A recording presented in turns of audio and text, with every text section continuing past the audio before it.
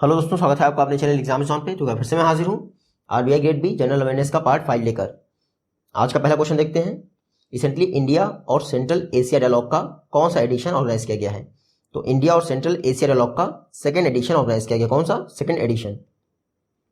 ये देख लीजिए, जो मिनिस्टर ऑफ एक्सटर्नल अफेयर्स हैं डॉक्टर जयशंकर, उनकी चेयरमैनशिप में इंडिया और सेंट्रल एशिया डायलॉग का सेकंड एडिशन ऑर्गेनाइज किया गया है।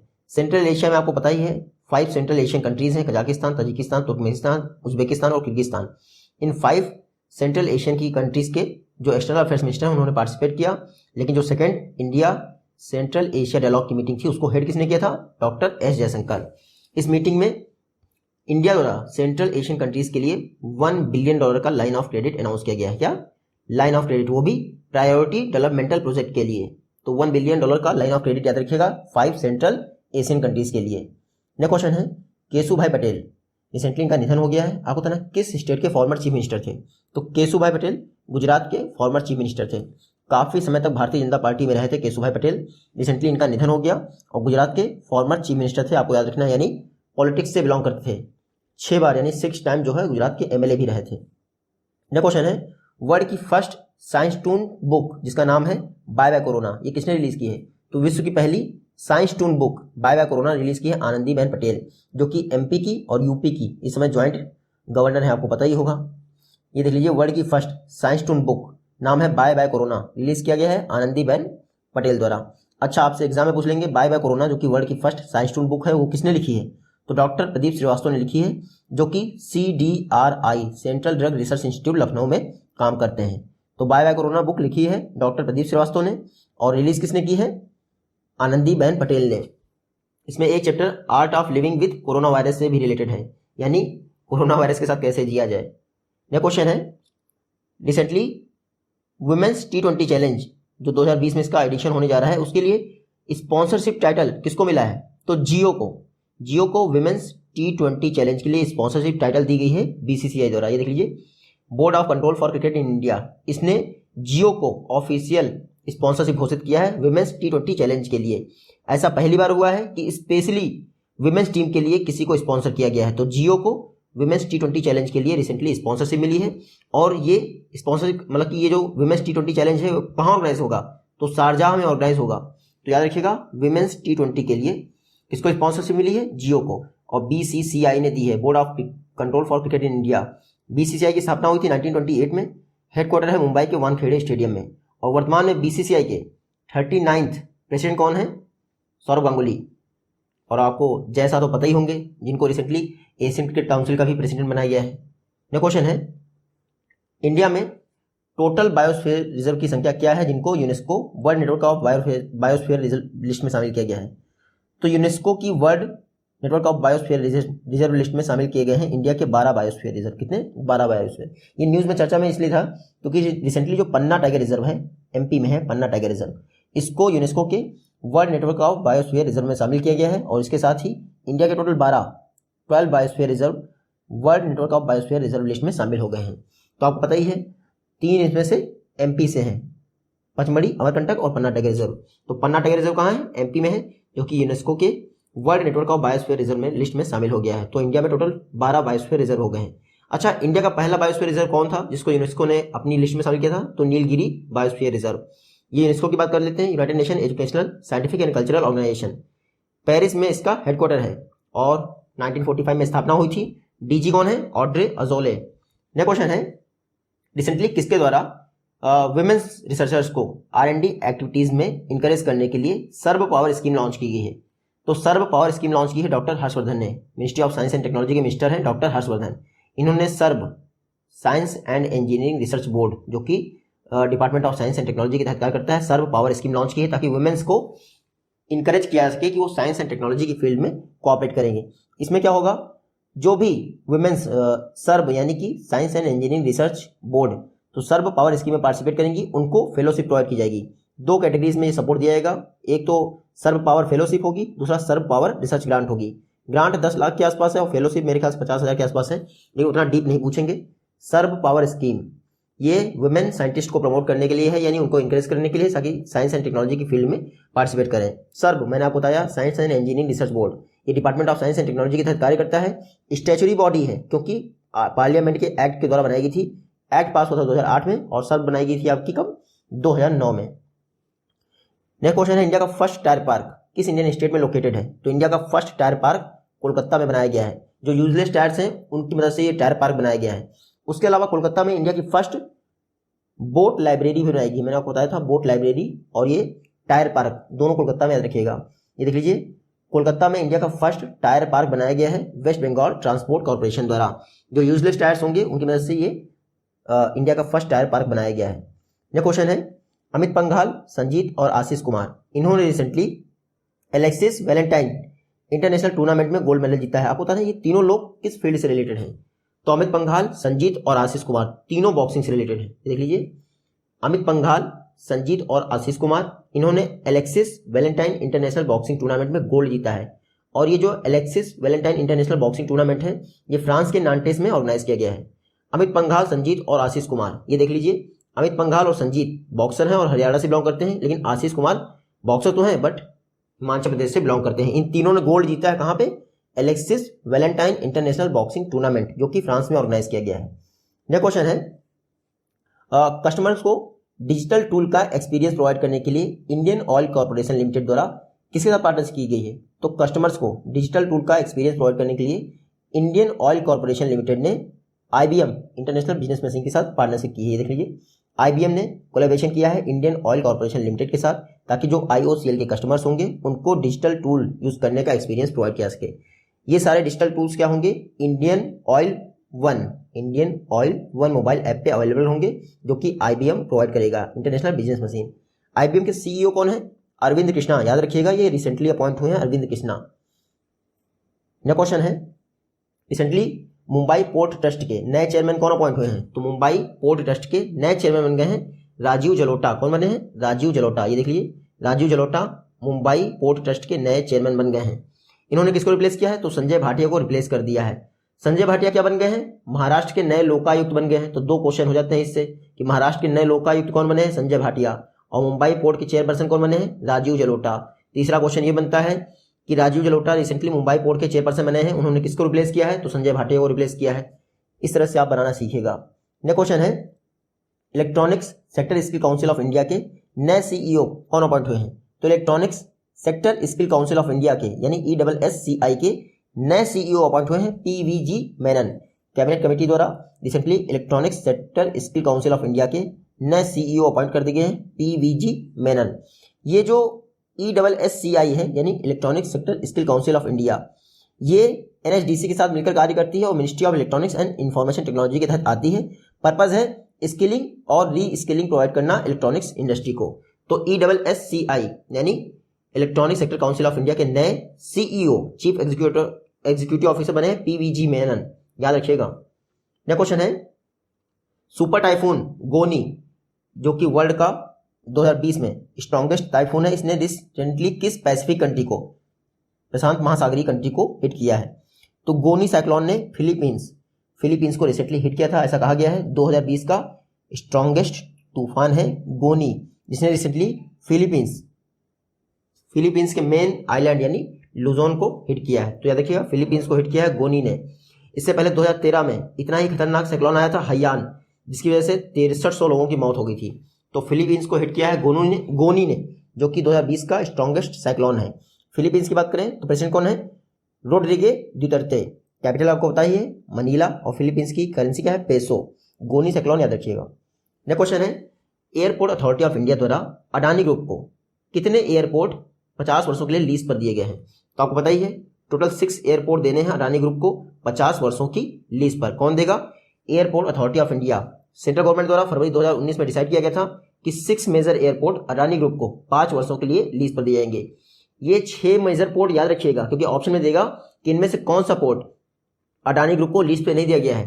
तो लखनऊ, अहमदाबाद, जयपुर, मंगलुरु, तिरुवनंतपुरम और गुवाहाटी, ये 6 एयरपोर्ट हैं जो 50 वर्षों के लिए अडानी ग्रुप को लीज पर दे दिए गए हैं। आपको इतना याद रखना है। चर्चा में इसलिए था क्योंकि लखनऊ एयरपोर्ट को रिसेंटली हैंडओवर कर दिया था एयरपोर्ट अथॉरिटी ऑफ इंडिया ने अडानी ग्रुप को 50 वर्षों के लिए। उसके अलावा ये 6 एयरपोर्ट है टोटल, इतना याद रखिएगा। एयरपोर्ट अथॉरिटी ऑफ इंडिया की बात करें तो 1995 में स्थापना हुई थी। एयरपोर्ट अथॉरिटी ऑफ इंडिया के चेयरपर्सन कौन है? अरविंद सिंह। और director general of civil aviation कौन है? तो BS भुल्लर है।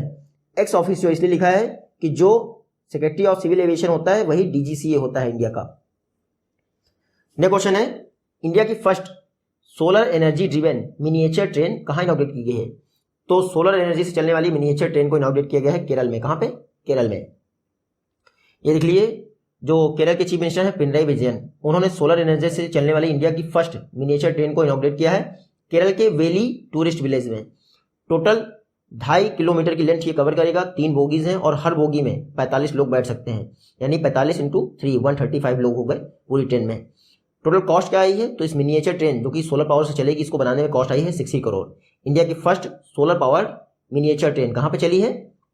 केरल में। इनॉग्रेट किसने किया है? CM पिनराई विजयन ने। नेक्स्ट क्वेश्चन है, pandemonium the great Indian banking tragedy, ये बुक किसने लिखी है? Pandemonium the great Indian banking tragedy, ये बुक लिखी है तमल बंदोपाध्याय ने।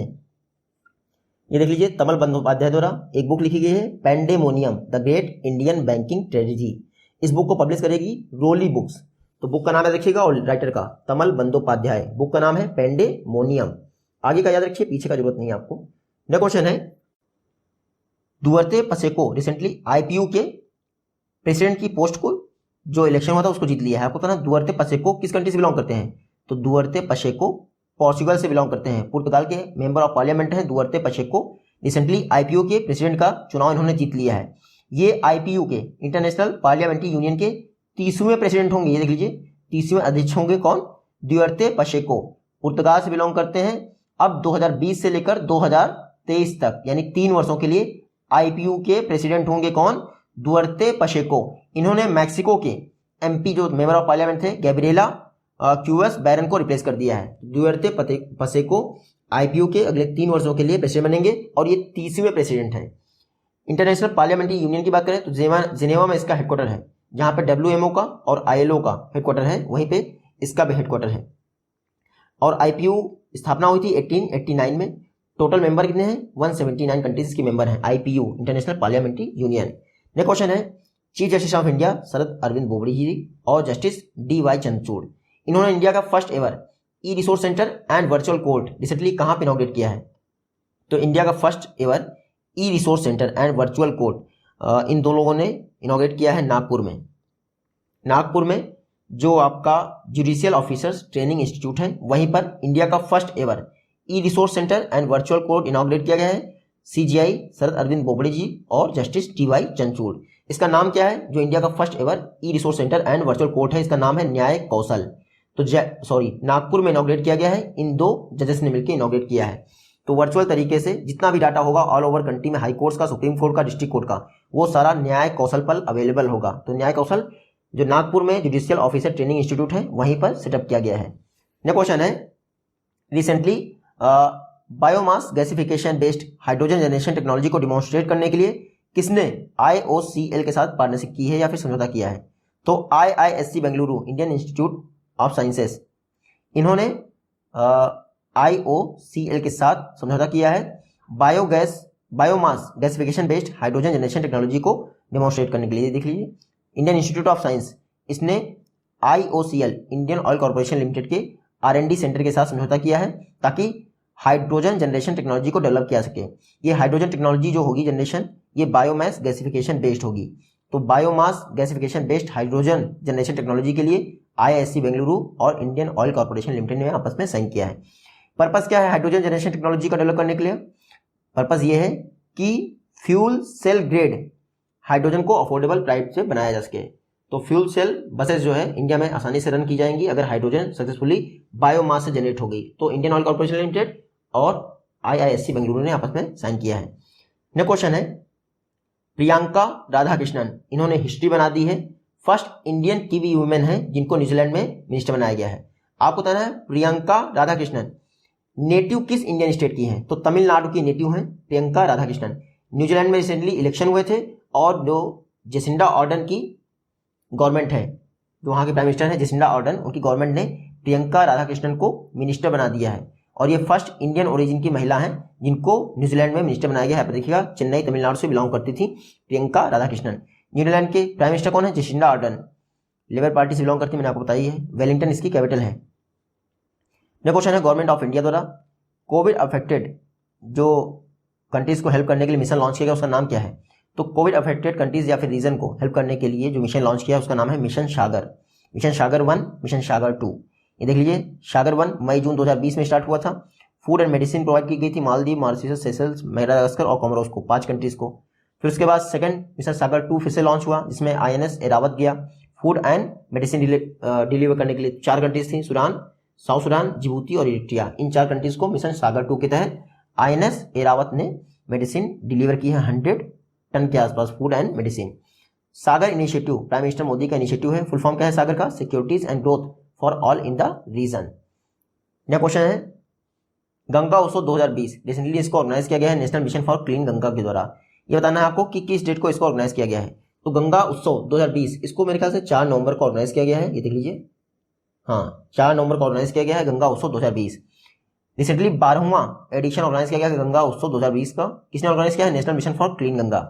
क्यों ऑर्गेनाइज किया जाता है 4 नवंबर को? क्योंकि 4 नवंबर 2008 को इंडिया को गंगा को नेशनल रिवर का टैग मिला था। तो इस बार 12वां एडिशन है गंगा को नेशनल रिवर टैग मिलने का, इसलिए गंगा उत्सव मनाया गया है 4 नवंबर को।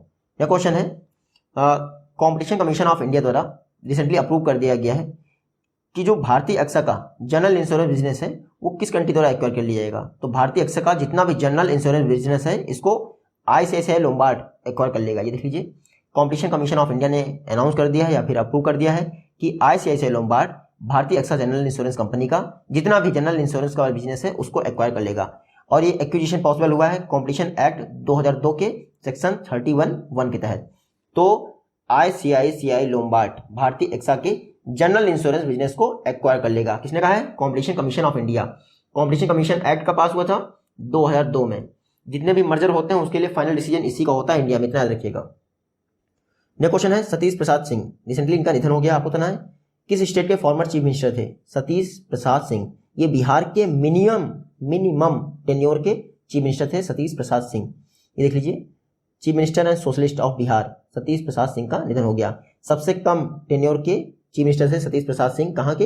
बिहार के, याद रखना है। नेक्स्ट क्वेश्चन है रिसेंटली गुवाहाटी में वेजिटेबल प्रोटेक्टेड कल्टीवेशन के लिए Indo Israeli centre of excellence किसने इनॉग्रेट किया है, या फिर उसका फाउंडेशन स्टोर रखा है? तो गुवाहाटी में वेजिटेबल्स प्रोटेक्टेड कल्टीवेशन के लिए Indo Israeli centre of excellence की आधारशिला रखी है किसने? सर्बानंद सोनोवाल, जो कि असम के चीफ मिनिस्टर हैं। ये पढ़ लीजिए आप, सर्बानंद सोनोवाल ने वेजिटेबल प्रोटेक्टेड कल्टीवेशन के लिए Indo Israeli centre of excellence की आधारशिला कहाँ रखी है? गुवाहाटी में रखनी है। आप याद रखिएगा, ये जो वेजिटेबल प्रोटेक्टेड कल्टीवेशन करना है इसके लिए जो सेंटर ऑफ एक्सीलेंस स्थापित किया गया है इससे लगभग 10.33 करोड़ के इन्वेस्टमेंट से सेटअप किया गया है। तो Indo Israel centre of excellence for vegetable protected cultivation कहाँ पे सेटअप किया गया है? गुवाहाटी, इतना याद रखिएगा। ये इजराइल बहुत चर्चा में है क्योंकि वाटर अटाशे इंडिया में किसने अपॉइंट किया था? इजराइल। नेक्स्ट क्वेश्चन है अलाशाने ओआत्रा रिसेंटली किस अफ्रीकन कंट्री के नए प्रेसिडेंट अपॉइंट हुए हैं?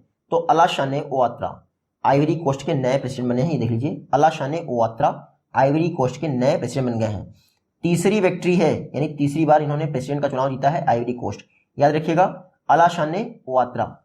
आइवरी कोस्ट जो है वेस्टर्न अफ्रीका की एक कंट्री है, आपने देखा ही होगा। कैपिटल क्या है? यमोसुक्रो, ये है कैपिटल। और करेंसी क्या है? West African CFA franc. और प्रेसिडेंट कौन बन गए हैं? ये देख लीजिए, अलाशाने ओआत्रा आइवरी कोस्ट के। नेक्स्ट क्वेश्चन है ADB द्वारा रिसेंटली किस इंडियन स्टेट में पावर डिस्ट्रीब्यूशन नेटवर्क को अपग्रेड करने के लिए $132.8 मिलियन का लोन एग्रीमेंट दिया गया है? तो ADB ने मेघालय को $132.8 मिलियन का लोन एग्रीमेंट लोन दिया है ताकि पावर डिस्ट्रीब्यूशन को अपग्रेड किया सके। देख लीजिए, ADB ने मेघालय को पावर डिस्ट्रीब्यूशन नेटवर्क को अपग्रेड करने के लिए $132.8 मिलियन का लोन दिया है। तो ADB ने $132.8 मिलियन का लोन दिया है किसको? मेघालय को, ताकि पावर डिस्ट्रीब्यूशन नेटवर्क को बेहतर किया सके। ADB की बात करें, एशियन डेवलपमेंट बैंक, जो मडलुयोंग फिलीपींस में है, यानी मनीला में है, वहां पे इसका हेडक्वार्टर है। प्रेसिडेंट कौन है? मसत्सुगो अश्कावा। वाइस प्रेसिडेंट कौन अपॉइंट हुए हैं? अशोक लवासा। ADB की स्थापना हुई थी 1966 में। टोटल मेंबर हैं 68। नेक्स्ट क्वेश्चन है पिनाका रॉकेट इंडिया और किस कंट्री के साथ ज्वाइंटली डेवलप किया गया है? तो पिनाका रॉकेट को इंडिया और इजराइल ने डेवलप किया है। इजराइल बहुत काम कर रहा है इंडिया के लिए। ये देख लीजिए, पिनाका रॉकेट का रिसेंटली सक्सेसफुली टेस्ट किया गया है चांदीपुर टेस्टिंग रेंज उड़ीसा से। पिनाका रॉकेट का ये नेक्स्ट वर्जन है मार्क 2। जो मार्क 1 था ये 40 किलोमीटर तक हिट करता था और जो मार्क 2 है वो 60 किलोमीटर तक हिट कर सकता है। पिनाका रॉकेट इसको इंडिया और इजराइल द्वारा ज्वाइंटली डेवलप किया गया है। ये रॉकेट बैरल सिस्टम है। एक बैरल में लगभग 12 रॉकेट के आसपास आते हैं जो आपकी 60 किलोमीटर तक हिट करेंगे। हालांकि कई जगह पे कहा जाता है कि 80 किलोमीटर तक भी हिट करेंगे। पिनाका रॉकेट इंडिया और इजराइल ने सक्सेसफुली टेस्ट किया है, डेवलप किया है, जिसका सक्सेसफुली टेस्ट किया गया है डीआरडीओ द्वारा चांदीपुर उड़ीसा में। नेक्स्ट क्वेश्चन है, केरल के गुरुवायूर में टूरिस्ट फैसिलिटेशन सेंटर किसने इनॉग्रेट किया है? तो केरल के गुरुवायूर में tourist facilitation centre Prahlad Singh Patel ने इनॉग्रेट किया है। ये देख लीजिए, जो हमारे union tourism and culture minister हैं प्रहलाद सिंह पटेल, इन्होंने केरल के गुरुवायूर में टूरिस्ट फैसिलिटेशन सेंटर स्थापित किया है, फिर इनॉग्रेट किया है। इसको प्रसाद स्कीम के तहत डेवलप किया गया है। प्रसाद स्कीम आपको पता ही है, मिनिस्ट्री ऑफ टूरिज्म की स्कीम है। ये जो टूरिस्ट फैसिलिटेशन सेंटर केरल में स्थापित किया गया है, इसकी कॉस्ट आई है 11.57 crore. PRASAD scheme pilgrimage rejuvenation and spiritual heritage augmentation drive PRASAD scheme launch किया था मिनिस्ट्री ऑफ टूरिज्म द्वारा 2014-15 में, इतना याद रखिएगा, प्रसाद स्कीम। नेक्स्ट क्वेश्चन है, कोऑपरेशन एफ्लॉट रेडीनेस एंड ट्रेनिंग यानी कैरेट 2020 जो नेवल एक्सरसाइज है, ये यूएस और किस कंट्री के बीच में ऑर्गेनाइज की जाती है? तो कैरेट 2020 ये एक नेवल एक्सरसाइज है जो बांग्लादेश और यूएस के बीच में ऑर्गेनाइज होती है हर वर्ष। ये देख लीजिए, बांग्लादेश और यूएस के बीच में रिसेंटली कैरेट एक्सरसाइज को कंडक्ट किया गया है, क्योंकि हमारे पड़ोस में ही हो रहा था, इसलिए हमारे लिए इंपॉर्टेंट है। ये मैरीटाइम अवेयरनेस सैटेलाइट एक्सरसाइज है जो दोनों कंट्रीज के बीच होती है, कैरेट एक्सरसाइज। नेक्स्ट क्वेश्चन है, ओएनजीसी विदेश लिमिटेड यानी ओवीएल के नए एमडी एंड सीईओ कौन अपॉइंट हुए हैं? तो ओएनजीसी विदेश लिमिटेड इसके नए एमडी एंड सीईओ बने हैं ए.के. गुप्ता। कौन बना है? ए.के. गुप्ता मेरे ख्याल से बने हैं। हाँ, ये देख लीजिए, ए.के. गुप्ता ओएनजीसी विदेश लिमिटेड के नए एमडी एंड सीईओ बने हैं। ओएनजीसी विदेश लिमिटेड ओएनसीजी की एक आर्म है, oil and natural gas corporation of India. 1965 में इसकी स्थापना हुई थी। जो विदेश में एक्सप्लोरेशन होता है वो ओएनजीसी विदेश ही करता है, जिसके एमडी एंड सीईओ कौन बने हैं? ए.के. गुप्ता। नेक्स्ट क्वेश्चन है, शीतल निवास ये किस कंट्री के प्रेसिडेंट का ऑफिशियल रेजिडेंस है? तो शीतल निवास ये नेपाल के प्रेसिडेंट का ऑफिशियल रेजिडेंस है। चर्चा में क्यों है? क्योंकि जो हमारे यहाँ के एमएम नरवणे जी हैं, 28th army chief MM Naravane ji हैं, इनको नेपाली आर्मी के जनरल से सम्मानित किया गया है नेपाल की प्रेसिडेंट विद्या देवी भंडारी द्वारा। और कहाँ सम्मानित किया गया है? नेपाली प्रेसिडेंट के ऑफिशियल रेजिडेंस शीतल निवास, जो कि काठमांडू नेपाल में है। ये तो एक परंपरा चली आ रही है कि हम नेपाल के जनरल को अपने यहाँ जनरल के पद से सम्मानित करते हैं और नेपाल वाले हमारे जनरल को उनके जनरल के पद से सम्मानित करते हैं। इंडिया के फर्स्ट आर्मी चीफ कौन थे जिनको इस पद से सम्मानित किया गया था? के.एम. करियप्पा। 1950 में उनको नेपाली जनरल के पद से सम्मानित किया गया था। कुछ समय पहले मैं आपको बता दूं, जो नेपाली आर्मी चीफ हैं पूर्णचंद्र थापा, इनको प्रेसिडेंट रामनाथ कोविंद द्वारा इंडियन आर्मी के जनरल की पोस्ट से सम्मानित किया गया था। नेक्स्ट क्वेश्चन है, एक बुक है जिसका नाम है टिल वी विन। ये बुक किसने लिखी है? तो बहुत फेमस पर्सनालिटी हैं रणदीप गुलेरिया। एम्स दिल्ली के डायरेक्टर हैं रणदीप गुलेरिया। इन्होंने टिल वी विन बुक लिखी है। कोरोना वायरस से जब तक आप जीत रहे हैं तब तक, जब तक दवाई नहीं तब तक ढिलाई नहीं, ये मोदी ने नारा दिया है ना ये। तो टिल वी विन ये बुक लिखी है रणदीप गुलेरिया, जो कि एम्स के डायरेक्टर हैं, एम्स न्यू दिल्ली। और टिल वी विन इस बुक को रिलीज कौन करेगा? Penguin random house. रिलीज नहीं मतलब पब्लिश कौन करेगा? नेक्स्ट क्वेश्चन है, जॉन पोम्बे मगुफुली रिसेंटली किस कंट्री के नए प्रेसिडेंट अपॉइंट हुए हैं, यहाँ पे चुने गए हैं? तो जॉन पोम्बे मगुफुली तंजानिया के प्रेसिडेंट बने हैं। ये देख लीजिए, जॉन पोम्बे मगुफुली तंजानिया के नए प्रेसिडेंट बन गए हैं। लगातार दूसरी बार तंजानिया के प्रेसिडेंट बने हैं जॉन मोम्बे मगुफुली। तंजानिया की बात करें तो कैपिटल क्या है? डोडोमा। और करेंसी क्या है? Tanzanian ceiling. और प्रेसिडेंट कौन बन गए हैं? John पोम्बे Magufuli. अजीब सा नाम है। नेक्स्ट क्वेश्चन है, सार्क फिनांस की अध्यक्षता इस समय किस कंट्री के सेंट्रल बैंक के पास है? तो सार्क फिनांस आपको बताइए 7 कंट्रीज का मेंबर है SAARC, South Asian Association of Regional Cooperation. SAARC finance की जो अध्यक्षता है इस समय इंडिया की सेंट्रल बैंक यानी आरबीआई के पास है। चर्चा में इसलिए है, आप पढ़ लीजिए। रिसेंटली सार्क फिनांस की गवर्नर्स ग्रुप की 40वीं मीटिंग ऑर्गेनाइज की गई थी। इसको हेड किसने किया? तो सार्क फिनांस ग्रुप के गवर्नर्स की मीटिंग जो कि 40वीं थी उसको हेड किया है शक्तिकांत दास जी, जो कि इस समय आरबीआई के 25वें गवर्नर हैं। सार्क फिनांस जो गवर्नर्स की मीटिंग होती है इसमें सभी सार्क सेंट्रल बैंक के गवर्नर पार्टिसिपेट करते हैं। इस दौरान जो हमारे शक्तिकांत दास जी थे उन्होंने सार्क फिनांस सिंक्रोनाइज को लॉन्च किया, जो कि एक सिक्योर कम्युनिकेशन नेटवर्क है। तो ये भी याद रखिएगा। सार्क फिनांस सिंक्रोनाइज को किसने लॉन्च किया? मिस्टर शक्तिकांत दास जी ने। सार्क फिनांस से देख लीजिए, सार्क के जो भी फिनांस सेक्रेटरीज हैं या फिर बैंक गवर्नर हैं उनका एक ग्रुप है। वर्तमान में सार्क फिनांस की चेयरमैनशिप आरबीआई के पास है। सार्क फिनांस की स्थापना कब हुई थी? 1998 में। सार्क फिनांस के करंट चेयर कौन है? RBI reserve bank of India यानी शक्तिकांत दास। नेक्स्ट क्वेश्चन है, ministry of information and broadcasting द्वारा रिसेंटली 4 मेंबर कमेटी बनाई गई है जो कि टीवी चैनल्स द्वारा टीआरपी के वायलेशन को एनालिसिस करेगा। तो टीवी चैनल जो टीआरपी वायलेशन करते हैं उनको एनालाइज करने के लिए ministry of information and broadcasting यानी रविशंकर प्रसाद द्वारा 4 मेंबर कमेटी बनाई गई है जिसको हेड करेंगे एस वेम्पाती। कौन हेड करेगा? एस वेम्पाती। एस वेम्पाती कौन है? प्रसार भारती के सीईओ हैं शशि शेखर वेम्पाती। ये टीआरपी पर जो 4 मेंबर एडवाइजरी कमेटी बनाई गई है उसको हेड करेंगे। टीआरपी बोले तो टेलीविजन रेटिंग पॉइंट, आपको पता ही है, इसी के माध्यम से पता चलता है कौन चैनल ज्यादा देखा जा रहा है। टीआरपी को एनालाइज कौन करता है? Broadcast audience research council. ये कैसे? देखिए, एक बैरोमीटर होता है जिसको 45,000 हाउस होल्ड की छत पे लगा दिया जाता है। ये रोटेट होता रहता है, आज मेरे घर पे लगा है, कल आपके घर पे लगा होता है। इसी तरह से टीआरपी कैलकुलेट किया जाता है बार के द्वारा। बार की बात करें, broadcast audience research council of India, Puneet Goenka इसके चेयरमैन है और बार की स्थापना हुई थी 2010 में। हेडक्वार्टर है इसका मुंबई में। तो टीआरपी पर एडवाइस देने के लिए जो कमेटी बनी है 4 मेंबर की, हेड कौन है उसके? एस वेम्पाती, शशि शेखर वेम्पाती, प्रसार भारती के सीईओ हैं, आप ये भी याद रखिएगा। 2020 के लिए ग्लोबल फाइनेंस की जो best bank in the world list है उसको टॉप किया है डीबीएस बैंक ने। डीबीएस बैंक का हेडक्वार्टर कहाँ है? तो इसका हेडक्वार्टर है सिंगापुर। सिंगापुर में डीबीएस बैंक लोकेटेड है, ठीक है। डेवलपमेंट बैंक ऑफ सिंगापुर है मेरे ख्याल से इसका फुल फॉर्म, सिंगापुर में है। इसको ग्लोबल फाइनेंस की जो रिपोर्ट आई है 2020 में, इसके तहत इसको विश्व की बेस्ट बैंक का अवार्ड दिया गया है। डीबीएस बैंक को आपको रखना है।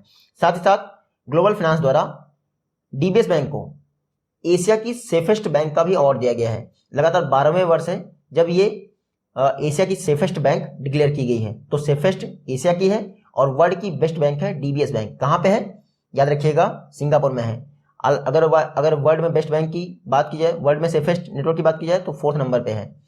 इतना याद रखिएगा, वर्ल्ड की बेस्ट बैंक है डीबीएस बैंक, सिंगापुर में है।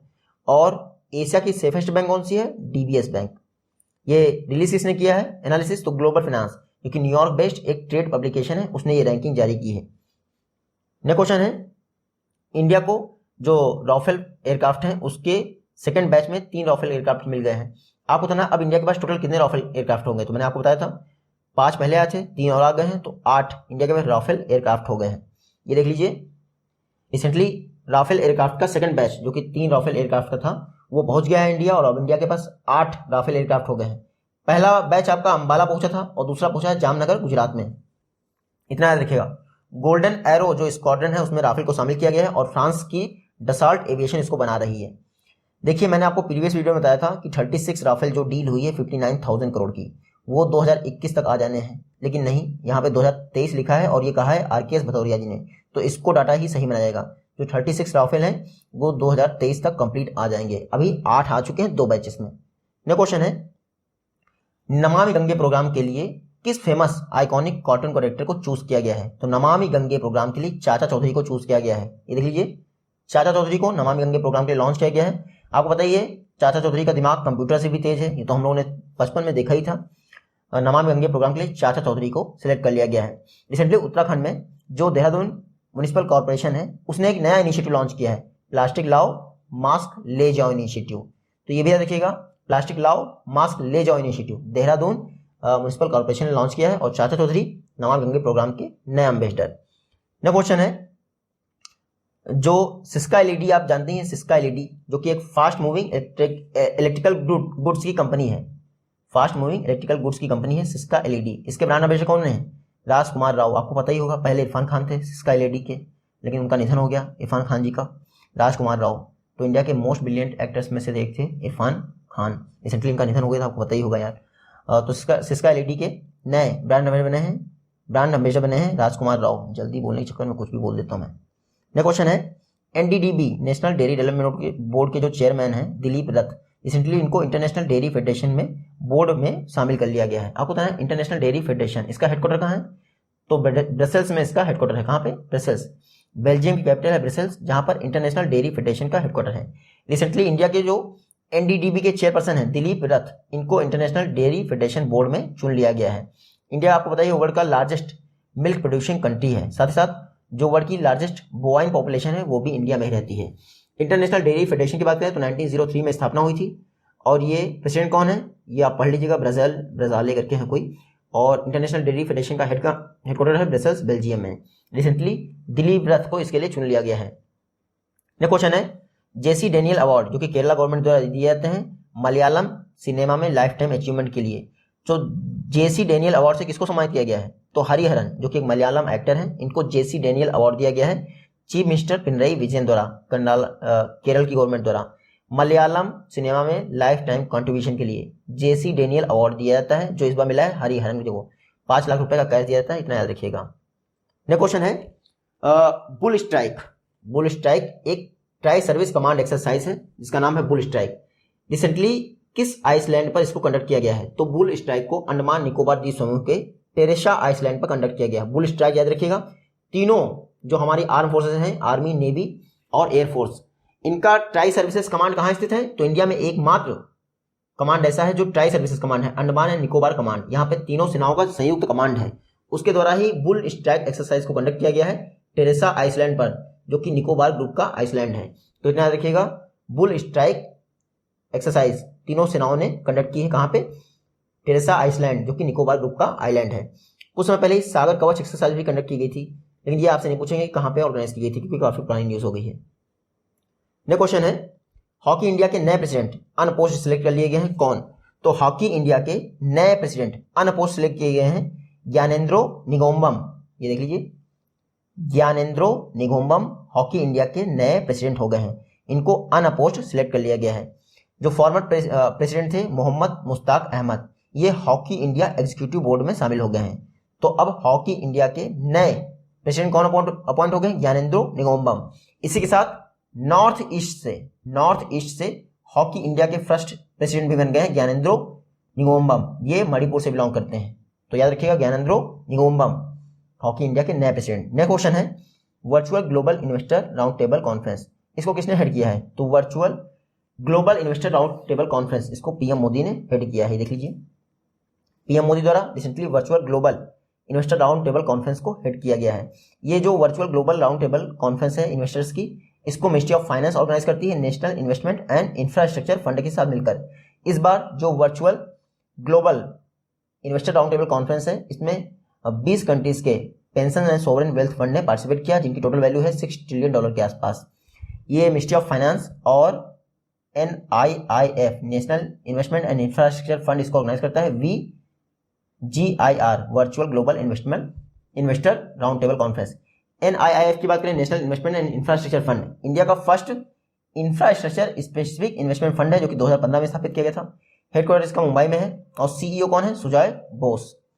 नेक्स्ट क्वेश्चन है गुसेप्पे कोंटे, ये किस कंट्री के प्राइम मिनिस्टर थे इसलिए मैंने बोला क्योंकि रिसेंटली इन्होंने रिजाइन कर दिया है कोविड-19 क्राइसिस के चलते। गुसेप्पे कोंटे ये इटली के प्राइम मिनिस्टर थे, चर्चा में इसलिए थे क्योंकि रिसेंटली इंडिया और इटली के बीच में बायलैटरल समिट ऑर्गेनाइज हुई थी जिसमें इंडिया की तरफ से पार्टिसिपेट किया था प्राइम मिनिस्टर मोदी जी ने और इटली को रिप्रेजेंट किया था Giuseppe Conte. Total 15 memorandum of understanding sign किए गए इंडिया और इटली के बीच में, जिसमें energy, fisheries, ship building, design ये सब शामिल था। तो इंडिया इजराइल के बीच में कुछ समय पहले ही 15 MOU साइन किए गए हैं डिफरेंट सेक्टर्स में। इटली के प्राइम मिनिस्टर याद रखिएगा गुसेप्पे कोंटे। नेक्स्ट क्वेश्चन है किस स्टेट गवर्नमेंट द्वारा इको सस्टेनेबल एक प्रोग्राम लॉन्च किया गया है परिवर्तन, ताकि फिशिंग कम्युनिटी की लाइवलीहुड कंडीशन को बेहतर किया जा सके।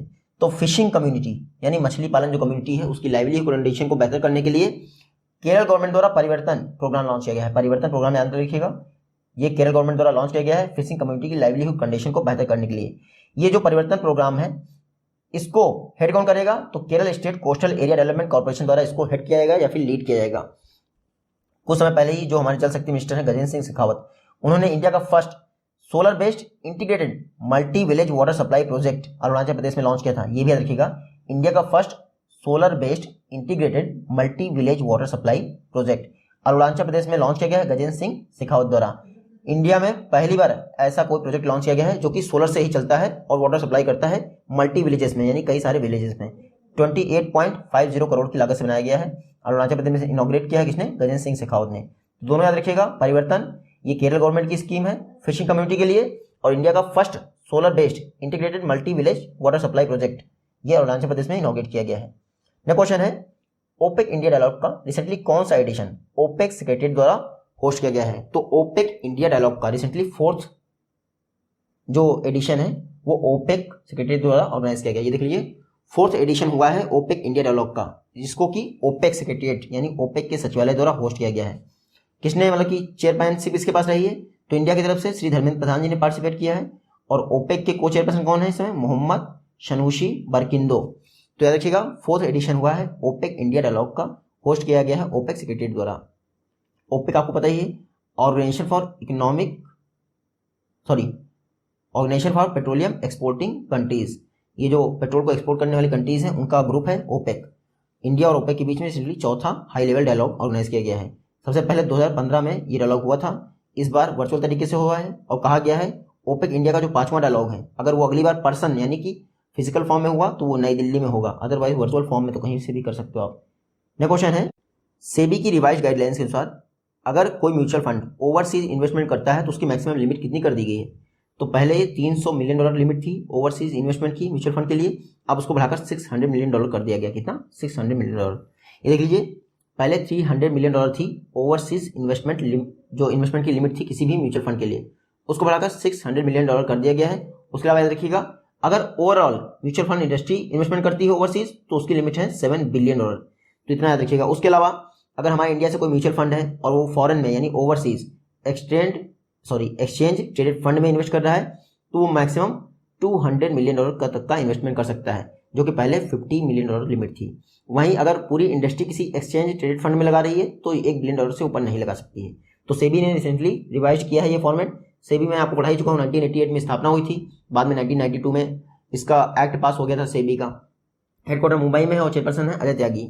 नेक्स्ट क्वेश्चन है, इंटरनेशनल डे ऑफ रेडियोलॉजी ये ग्लोबली किस डेट को मनाया जाता है? तो इंटरनेशनल डे ऑफ रेडियोलॉजी ये मनाया जाता है हर वर्ष, आप देख लीजिए 8 नवंबर को इंटरनेशनल डे ऑफ रेडियोलॉजी मनाया जाता है। मोटो क्या है इस बार का 2020 का? तो radiologist and radiographers supporting patients during कोविड-19। तो बड़ा आसान सा मोटो है इंटरनेशनल डे ऑफ रेडियोलॉजी। हर वर्ष 8 नवंबर को मनाया जाता है। क्यों 8 नवंबर को ही मनाया जाता है? क्योंकि इसी दिन एक्सरे की खोज हुई थी 1895 में। किसने की थी? विल्हेम रोंटजन ने की थी एक्सरे की खोज 1895 में।